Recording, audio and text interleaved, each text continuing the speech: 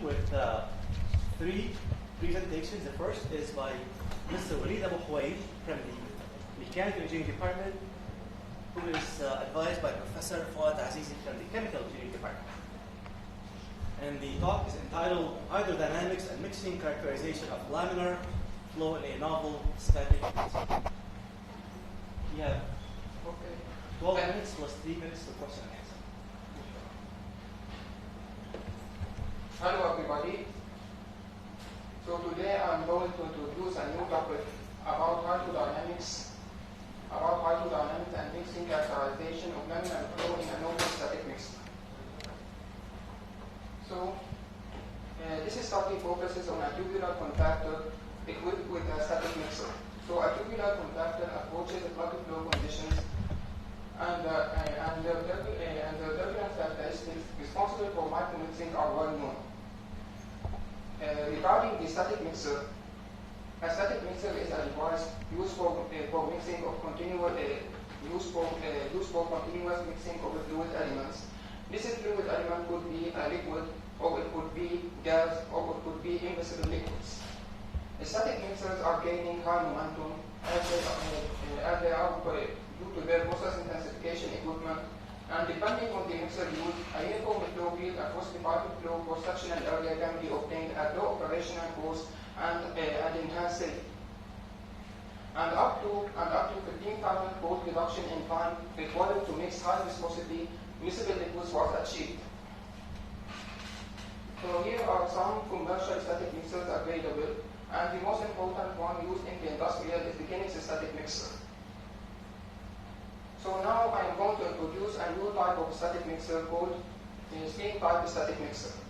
So a stream type static mixer is a device in which several screens are inserted in the pipe at a certain distance, where flow can pass through the opening area within the screen. The screen is characterized by the wire diameter B and the center-to-center distance M and the fraction of opening area. The different combination between B, M, and alpha results in a different screen type. For example, mesh number 20 and 80, where mesh number is the ratio of 1 inch converted to millimeters divided by the center-to-center distance M. Now, this study will focus on stream type static mixers because in recent studies, the stream type static mixers have been investigated under turbulent regime, and it has been shown that the stream type static mixer could provide a uniform turbulent flow field at the cross-sectional area of the pipe. Additionally, the stream type static mixer could be used to superimpose a series of highly turbulent flow fields on the nearly plug flow conditions encountered in a high velocity pipe flows. Additionally, the stream type static mixer could result on high mass transfer coefficients because of their ability to make higher micromixing near the stream region. So, the importance of the stream type static mixer under turbulent regime have served as a stimulus in order to study its effect under laminar regime. On the other side, the computational fluid dynamics CFD has facilitated with good accuracy the proper characterization of the flow field and the mixing behavior within stream type static mixers as has been shown in the open literature. So this study will focus on the investigation of the performance So this study will focus on the investigation of the hydrodynamic performance and the mixing behavior of a static mixer under laminar flow field using CFD. So the 3D domain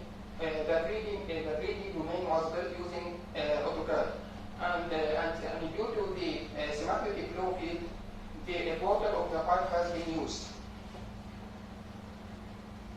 Now, this screen type static mixer consists of 16 screens, for example, of mesh number 20 and an inter-screen spacing of 5 mm. An inter-screen spacing is the distance between two consecutive screens. And the flow field was subdivided into 3 main regions: the screen region, the near region, and the far region. Now, in order to minimize the computational cost, and due to the inherent large number of elements of meshing, elements for these type of geometries, the whole domain was subdivided into equisized sections, in order to facilitate the simulation using the journal files. So the procedure regarding the journal file is as follows. First, we take the first screen, we introduce it, we superimpose a user-defined function, which is the laminar parabolic profile at the inlet. Then, after one pass, the velocity at the outlet was extracted and then exported and then imported at the inlet of the second section. And this procedure was repeated until we cover 16 screens. And this is done using the journal files. In this case, instead of simulating the whole domain, we are simulating this section only, which reduces the computational time and the number of elements. See, can I just ask questions as we go? Yeah. Okay. So how do you set the boundary conditions for pressure in this case? Yeah. Pressure condition. I'm going to every section I put the pressure of the boundary condition as this open to atmosphere. And as if I am putting here the inlet, and here is the outlet open to the atmosphere. So every section everyone has an inlet and an outlet boundary condition set to the atmosphere. And this was tested for two cases, for the outlet flow boundary conditions and the pressure outlet boundary conditions, and both results in approximately the same values.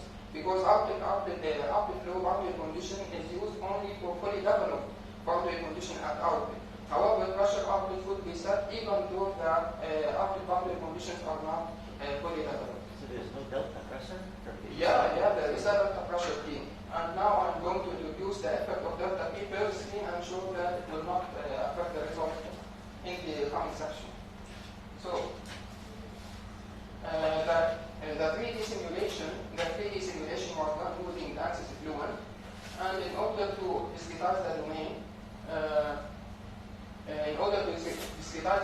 the screen region and the near region were discretized using unstructured grid, and the far region was discretized using structured grid. And here this picture showed how the screen was meshed. I think the resolution here should be, it is like structured grid. So now the investigated parameters, 4 different parameters are investigated. The mesh type, which is mesh number 20 and 80, the number of screens, which changes between 1 and 16 screens, the inter-screen spacing, which is set to 5 millimeters and 50 millimeters, and the operating conditions where the Reynolds number ranges between 1 and 1000, which is the laminar region for an amplifier. Now regarding the boundary condition, a steady incompressible, which is set to water, fully developed inlet boundary condition with the parabolic velocity profile imposed using user-defined function, and the outlet of every section was set to a pressure outlet boundary condition, and the walls were set to no-slip boundary conditions, including the pipe walls and the screen walls. Now regarding the solution setup, the pressure, velocity, and the coupling between the pressure and the velocity was done using the simple algorithm. The gradient was done using the least squares surface method, and the convection term was discretized using the quick steam. The pressure interpolation was done using the second order, and in order to account for the possibility of the presence of eddies before and after the screens, so all the simulated cases were, in all the simulated cases, the turbulence model was used, which is K omega shear stress transport model, SST. And this turbulence model was used because it combined the effect between the boundary flow and the near wall regions. So now regarding the results. In order to investigate the hydrodynamic performance of the steam pipe static mixer, we started with an axial velocity contours. For example, for mesh number 20, and having the two inter-screen spacing 50 and 5 millimeters, and for different sections, for example, for the first section of the pipe. And in every section of the pipe, we have different locations. So starting with the same inlet boundary conditions for the 50 and 5 millimeters, as we proceed in the flow field, the velocity profile varies slightly, varies, and 50 and 5 millimeter varies slightly. So while moving in the flow field, the velocity profile varies.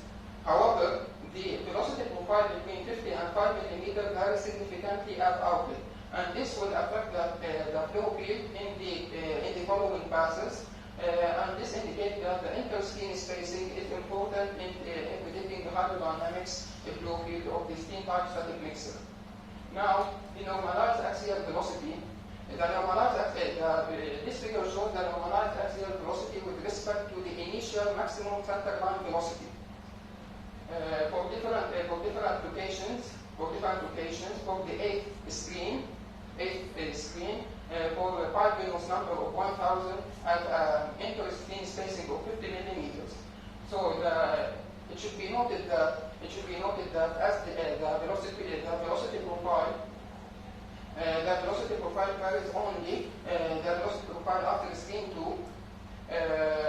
The velocity profile only is the same after screen 2, and it does not show any variation in the profile as the number of the screens was increased.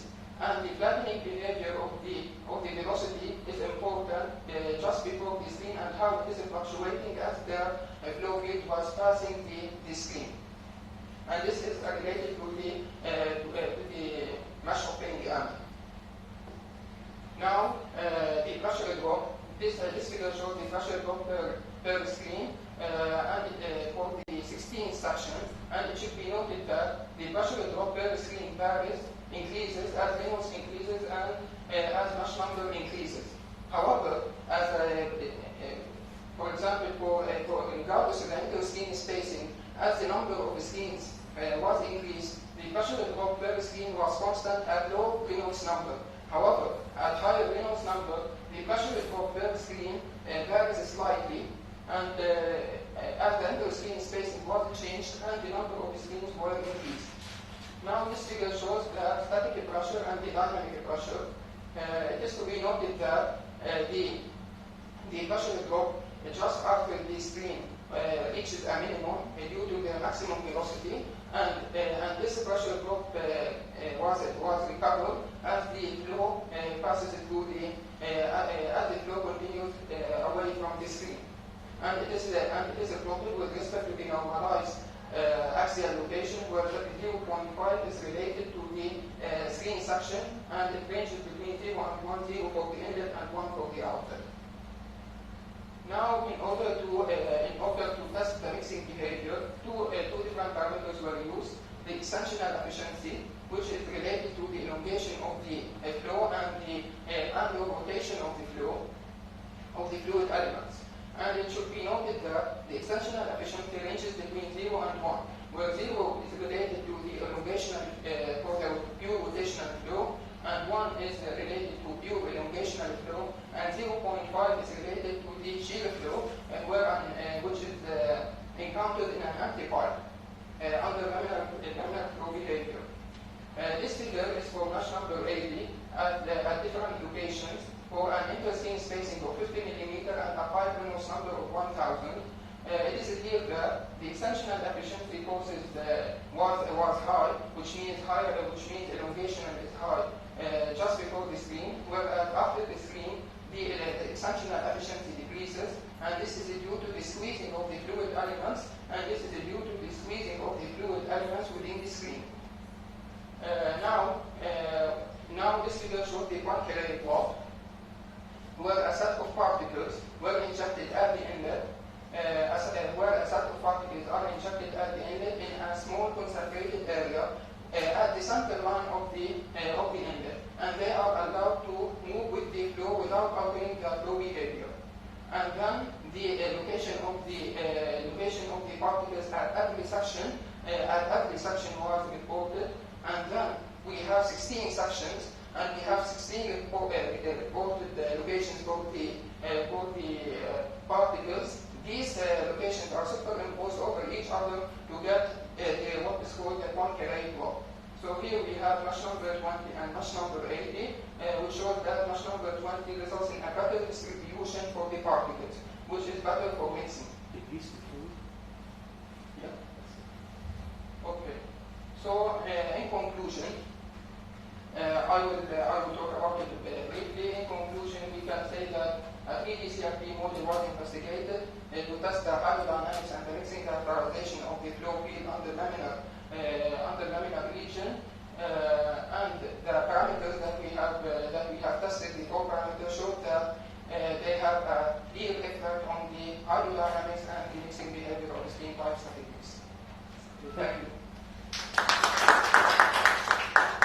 We have time probably for a question or two. Yes, sir. Slide number 7, please. The journal file. Yeah, the journal file. Are you accounting for the other flow properties like the K, omega, the entering the domain? The velocity profile exported the velocity field, and K and omega are function of the velocity field. So what is exported with the velocity field will be taken into account in the turbulence model and then imported at the You're solving for K and omega also, right? Yes. So you have to include that. Because every time, because K and omega depends on the flow field, so they are taken into account. And then you're extracting conditions from the outlet to the inlet, right? Yeah. So you have to extract also, I think, in K and omega as well. So they are new critical conditions to the next. Yeah, you are right, but the profile, when we export the velocity profile, it includes the effect of turbulence. Because the turbulence K and the turbulent kinetic energy and the omega, which is the specific rate, depends on the velocity field. And if I vary the velocity field, the K and omega will vary based on that. But each time you solve, you put in the domain for K and omega. Okay, could you probably just continue the discussion afterwards? Already out of time. Regarding the flow, whether it's laminar or not, you have a flat profile velocity, right? How? Regarding the flow, whether it's laminar or not, you showed in the results you have a kind of flat profile. Not a static profile, like Flat profile, flat. flat profile, and this is what we need.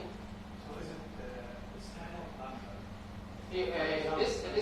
This blue line is the initial parabolic profile, and the black one is the Urban.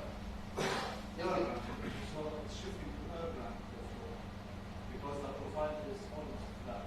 yeah. So you cannot include the flow is laminar, right? You mentioned in the conclusion. You mentioned in the conclusion that you are simulating for laminar.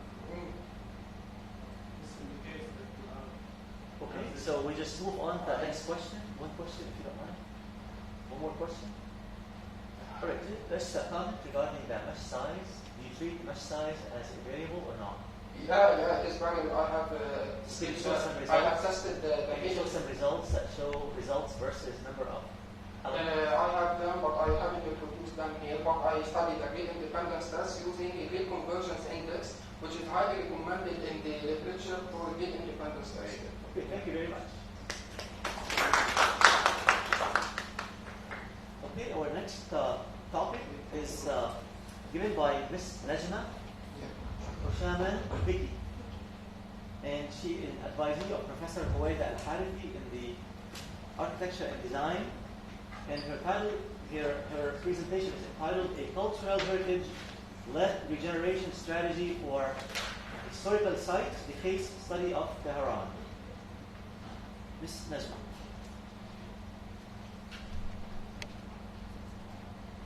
So 12 minutes plus 3 minutes of question and answer.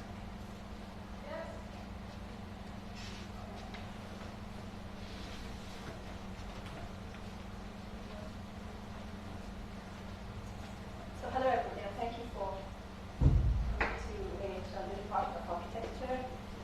So what I'll be presenting to you today is a cultural heritage-led generation strategy for historical cities, the case study of Tehran. Now, the work that I've done is regarding historical cities, particularly Tehran, and I'm presenting a new kind of way to regenerate the fabric of historical cities through a different kind of narrative, a different kind of approach. Instead of regenerating the site, I'm proposing that to use the cultural heritage dimensions of the city, and instead of the regular reappropriation and restructuring the site, to use these kind of dynamics and build up a sustainable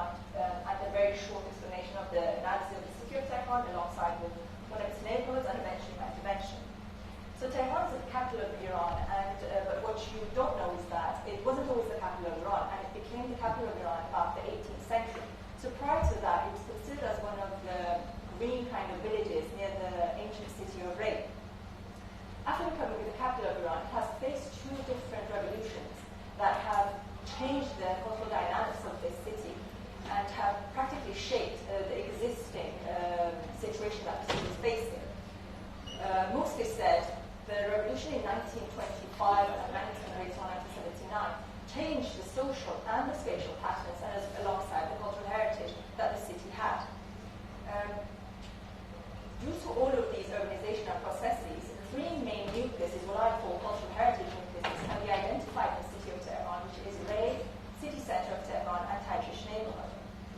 Now, accordingly, I have formulated my problematic, which is that these three cultural heritage nucleuses are facing decline due to the very fact that economy and consumerism is tapering their value. And at the same time, these nucleuses, which are practically generating the identity of the city of Tehran, are only connected through vehicular routes, and there is no integration whatsoever between them.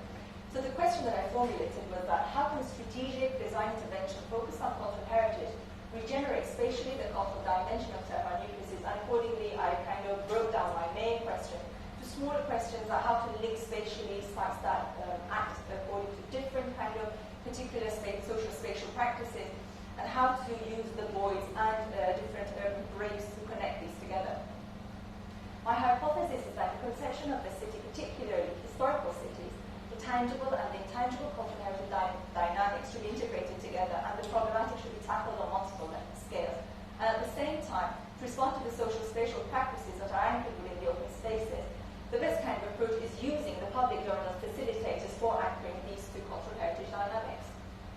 So the methodology is based on both qualitative and quantitative data, and it's the analysis of the city on multiple scales, and also anchored in theoretical background and case studies. So first things first, I had to kind of define what I mean by a cultural heritage-led regeneration strategy. So what you should know here is that we do not have such a term in the literature whatsoever. So we have to literally coin the term, come up with what we mean by this approach, and then accordingly do the intervention. So what urban regeneration means is that reviving or reversing the decline that an urban entity has endured due to severe urbanization or different factors through its social, its economy, its physical or cultural aspect.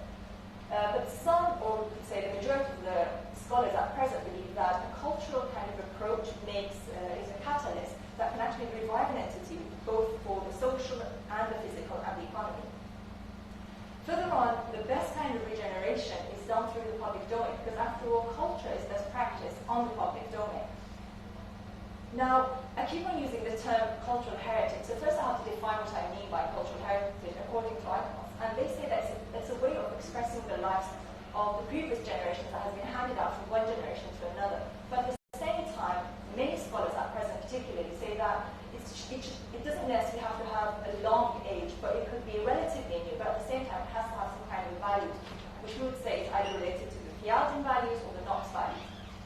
Nonetheless, it's considered as any kind of tangible and tangible kind of element that has some kind of a value for that particular society.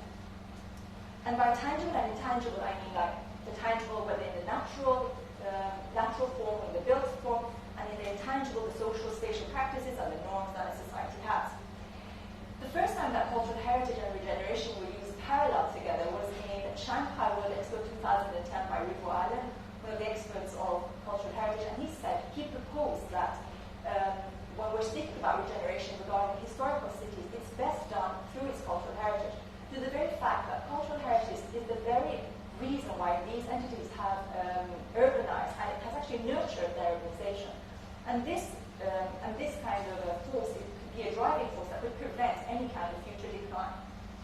So according to all of the information grasped from the literature and alongside with several case studies that I examined regarding the possible approach to a cultural heritage-led regeneration strategy, I kind of coined my own way of explaining this term as in a locally initiated city-scale ecological strategy that precludes a static regeneration program, but rather accommodates sustainable choices that construct and develop the future of the city through dialectic features that are between the past, the present, and most likely the future.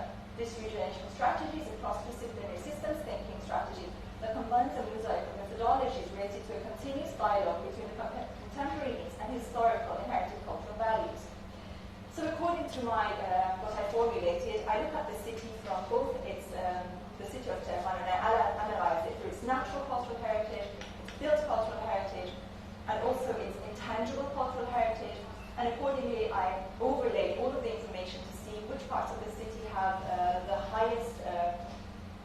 potential for becoming the cultural heritage nucleus or nucleuses of the city. And I spotted three main, you could say, entities in the city that are exactly on the same locations that the main nucleus of the city of Tehran are, which is Tajrish, which has a more or less economic, natural, and built cultural heritage value, the city centre with more of an economic and built cultural heritage value, and Ray with a more religious and economic cultural heritage value. Further on, I looked at Tajrish, which was one of the introduced cultural heritage districts that I just mentioned, and again, I looked at its different tangible and intangible cultural heritage values that it has. I mapped all of those, and I overlaid the information, and I came up with 4 particular sub-neighborhoods and 4 particular identity generators for this neighborhood. Now, according to the analysis of all the data graphs and the term that we coined for what we mean by cultural heritage regeneration, I mapped the built heritage, the cultural heritage routes, the natural heritage, and I overlaid all of these to kind of come up with a backbone for the city of Tehran, which we said lacked, and there was no integration between these main fabrics.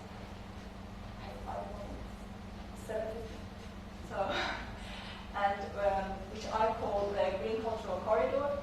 And so this cultural corridor passes through around 12 different zones in the city of Tehran. And in each one of these zones, it has the ability to adapt according to the different identity generators that those zones have. Then further on, I kind of demonstrated what we're saying in the neighborhoods that we said. Again, I mapped the neighborhood according to the different cultural heritage layers that this particular segment of the Green Cultural Corridor has. And I draw a master plan that, as I said in my explanation, that this is a cross-disciplinary strategy of thinking, meaning that you have to intervene on multiple layers to kind of reach to that particular ecological systems thinking. So I used transportation, landscape, urban design, and planning regulation, and I took the notion of complete truth for particularly the transportation, and I intervened on the site. Further on regarding the landscape, I looked at the green networks and the blue network alongside with wayfinding. So I introduced new kind of typologies of canopy and the way they should be implemented along this corridor. And also the blue network, so we had some rivers and some things that I call water gardens here, and I regenerated them accordingly, according again to the notion of complete streets. So this is a view of the Green Cultural Corridor that you'll probably see. And like I said, we had about 4 different sub-neighborhoods in this segment, so accordingly each one of these neighborhoods I had to intervene on according to their identity and their needs. And this is something that would be, again, a different notion from above that I use. And then the perspective of that neighborhood too, and they would see a kind of introduce olfactive branding, which is the scent of this place regenerates a memory from the past. I use Rose Castel and yellow jasmine for this particular neighborhood.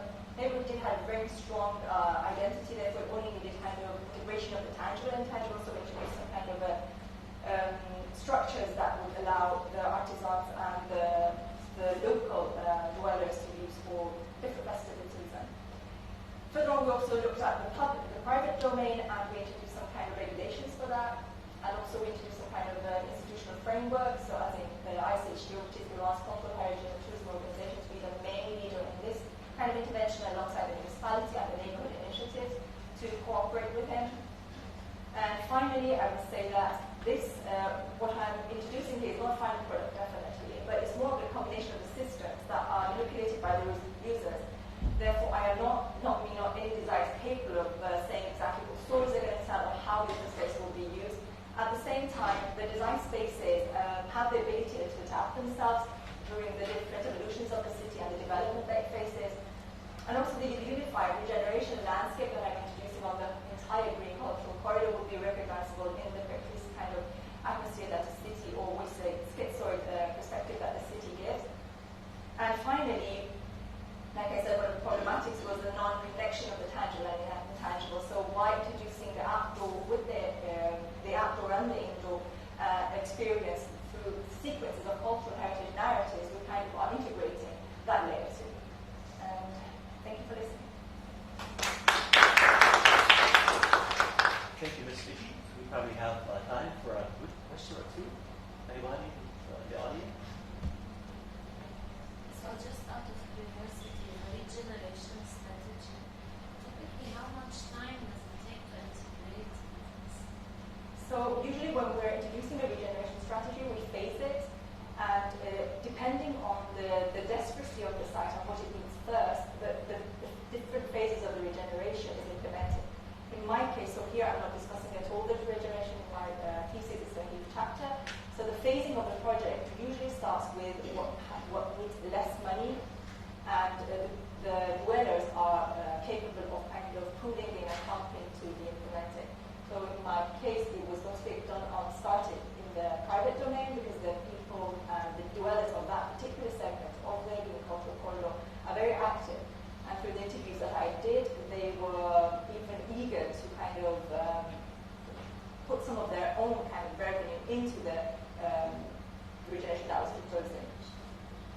The last question out of curiosity also, what is the minimum cost regeneration in part of the regeneration strategy that has maximum impact? Can we I don't think anyone can answer that question. It's so one of the main problematics in regeneration is that the majority of the market-led regeneration projects, so for successfully that we have, is economically driven. What I'm proposing, or we could say after the Shanghai Expo 2010, they're saying that this kind of regeneration dynamic does not work with the social needs and the cultural needs or the new historical narratives that the city might think. Therefore, the amount of money is usually dependent on each different organization that wants to put in. So it depends on the people, how much they want to kind of participate. Thank you very much. Okay, question for one more question. I probably have a question for you. Now, coming from an engineering background, I'd like to ask an engineering question, obviously. I like what you've done with data, and you have overlaid the data. Now, would you describe that mostly as qualitative data or quantitative data or metadata? How do you exactly do the overlay? So the project that I did, clearly here there wasn't enough time to explain, and the amount of data that I could have written in my article didn't provide me that space either. But it's both qualitative and quantitative method. So I use archives, books, the existing kind of digits that the municipality is producing. And when I say that, it's a mixed method use because I'm relying on the municipality's data. And at the same time, I did my own investigation, so I had a survey for about 170 of the city dwellers in 3 different locations of the city.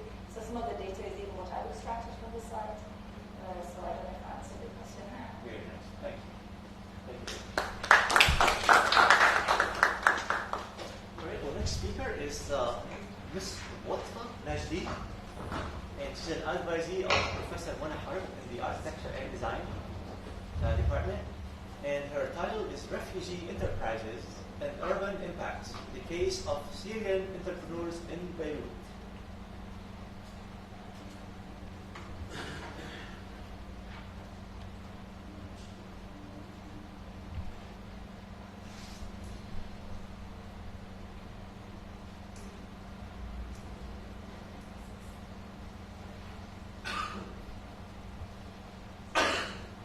So this is what, 12 minutes, what's 3 minutes of question and answer?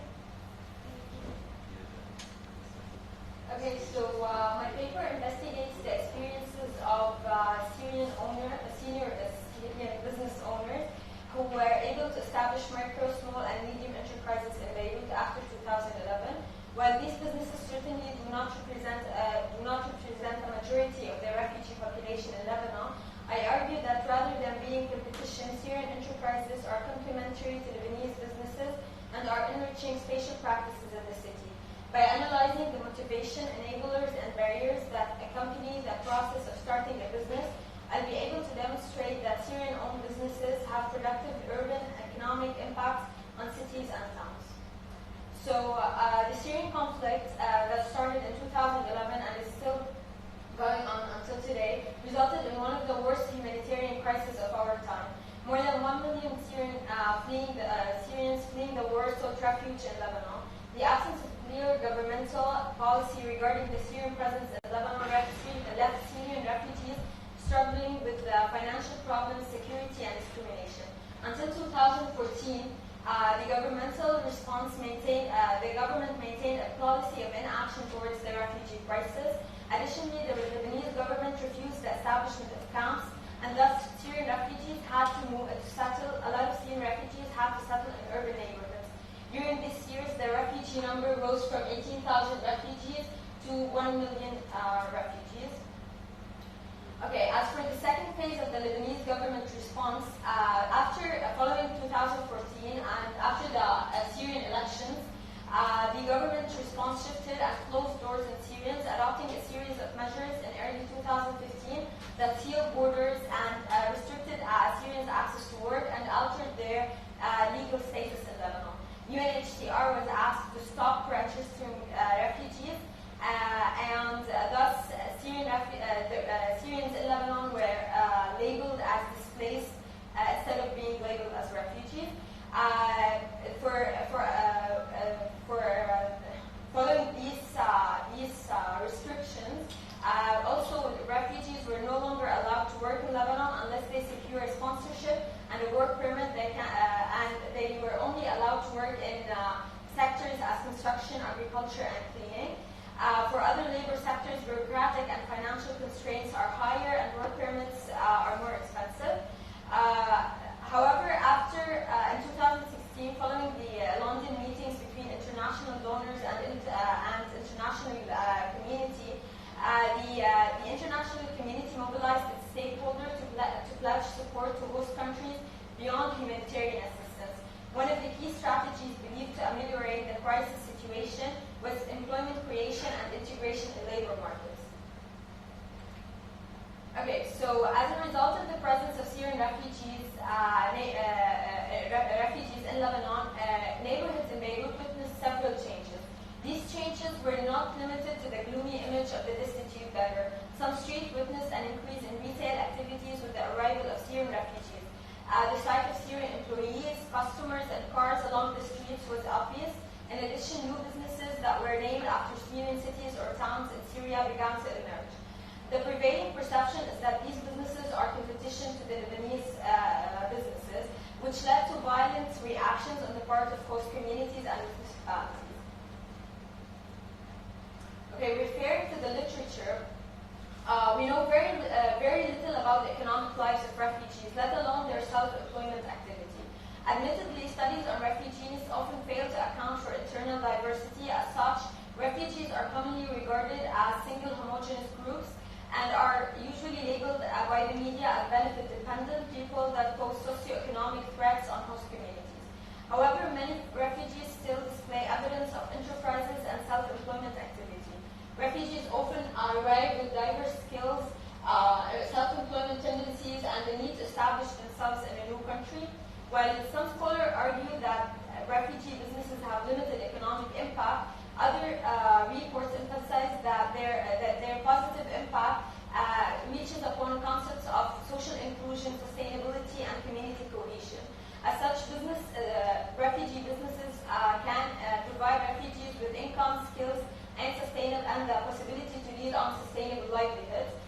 Also, these businesses can provide diverse local services that benefit the host community and economic inputs that may even foster innovation. In order to understand the motivation behind the decision of entrepreneurship and the barriers to enterprise development, Klusterman identified three variables to explain why some refugees become business owners and others do not. These variables are as follows. Market opportunity structures, which entails market conditions, human capital and group characteristics, which entails special skills, social network, institutional framework, and the societal environment. In my research, I used qualitative semi-structured interviews organized in three broad categories in order to understand the experiences of Syrian refugees who were able to establish businesses, the owner's motivation, trajectory, and networks, the challenges and barriers that they face when starting a new business, and their relationship to the neighborhood. As such, my findings were in different neighborhoods in Beirut, namely Hamla, Maliya, Sari, Jdidi, Sojiko, and Ashrafiyya. I was able to interview 33 Syrian-owned businesses. These business owners varied in age.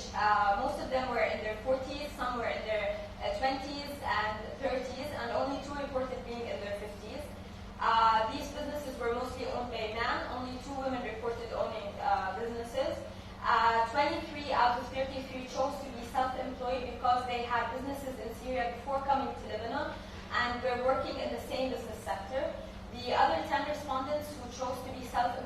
shifted tracks, mainly due to the obstacles they face when trying to access the labor market in Lebanon.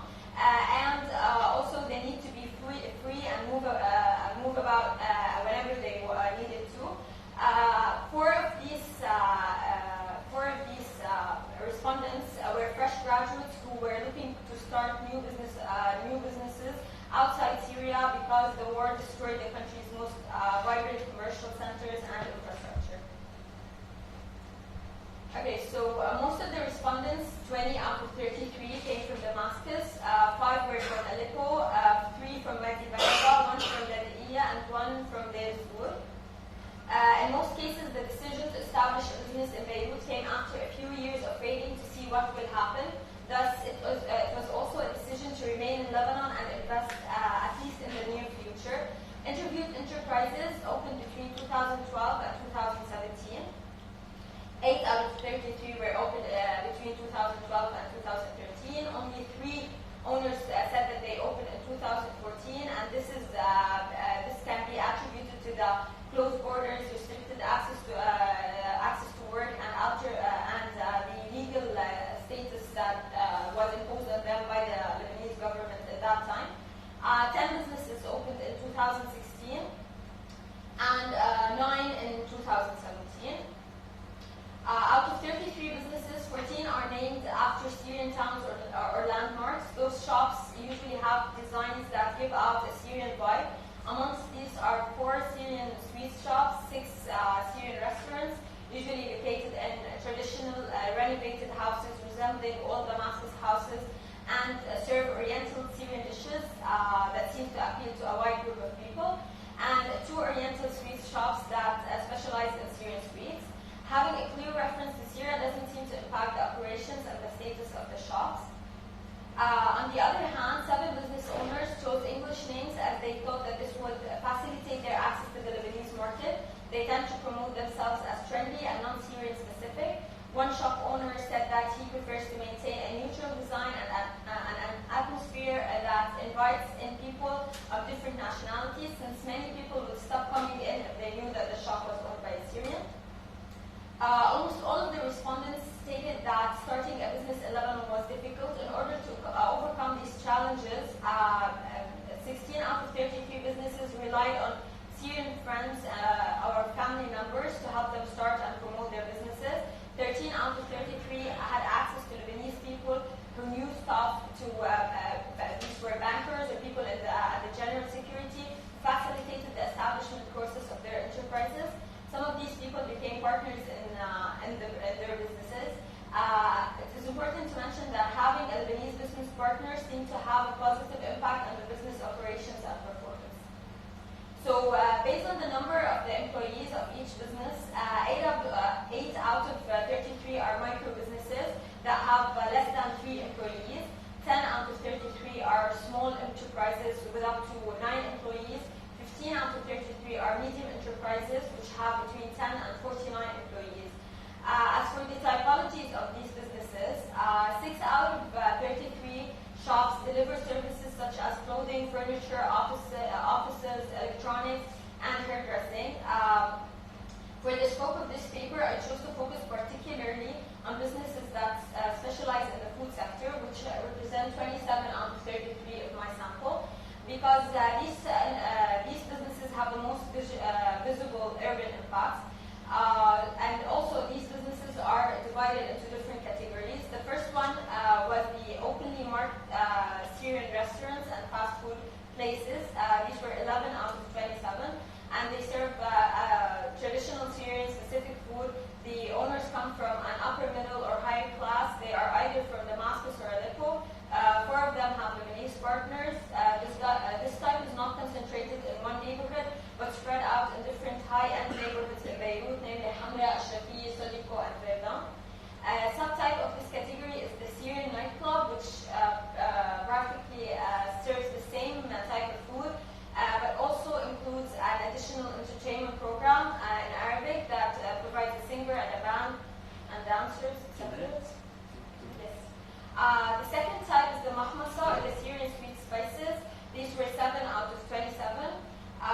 Third type is the Furin and the Express. The owners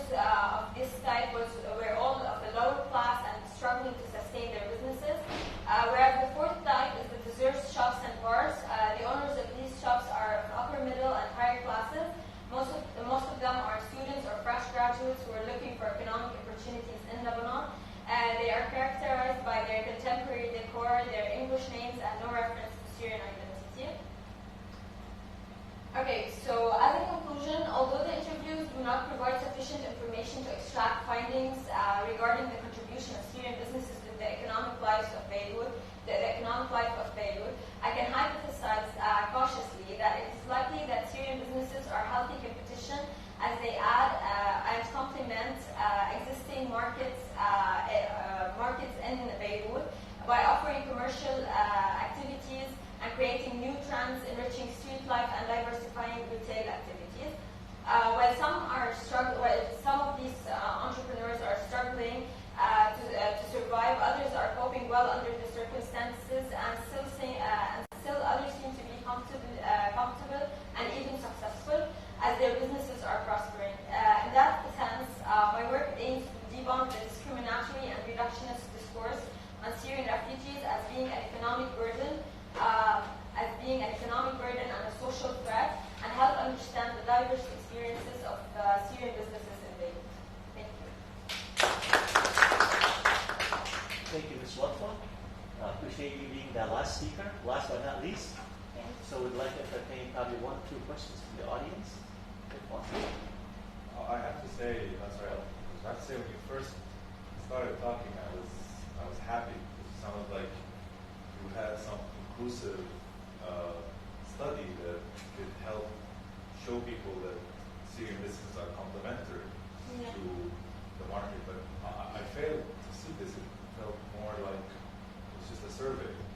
Some of them are doing well, some of them are not doing very well. Yeah. There might be some discriminatory, but where is that angle? This is an important angle, as it does get people to see the Syrian presence in Lebanon, these businesses, much more as, like you said, complementary, not necessarily threatening or competing or making the life of someone else harder. Yeah. So I was limited by the time we had, and of course by the page numbers that we have for this paper. So for the scope of this paper, I just wanted to highlight the presence of these Syrian businesses and the typologies that they are, the sectors that they are active within, in order to show that they are not competition. For my thesis, this is part of my thesis. Yeah, but you're saying they're not competition. Again, in this talk, it would have been nice to highlight why.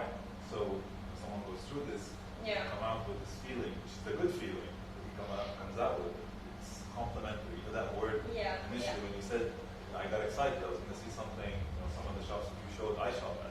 Yeah. So it was nice for me. It was probably just constructive criticism, not necessarily commentary. Sure. But it can bring some positiveness into the issue. Sure. On the positive side, I'm happy that you did a survey, and that you designed a survey, and that you conducted a survey. Was it your own custom survey, or was it taken from somewhere else? Or was it vetted, a vetted survey, or a custom-made survey that was not vetted by other people? I initially relied on the Klusterman's framework in identifying and studying refugee businesses, but no, it was a custom. Complete assessment. Yes. Because Syrian refugees in Lebanon do have a special case, because usually refugee studies are involve refugees who have additional obstacles such as differences in language and culture and. But my point is that would have been nice to have seen the actual survey questions and results, statistics, the scale, things that are very. I didn't think that I have time to present these. Thank you so much.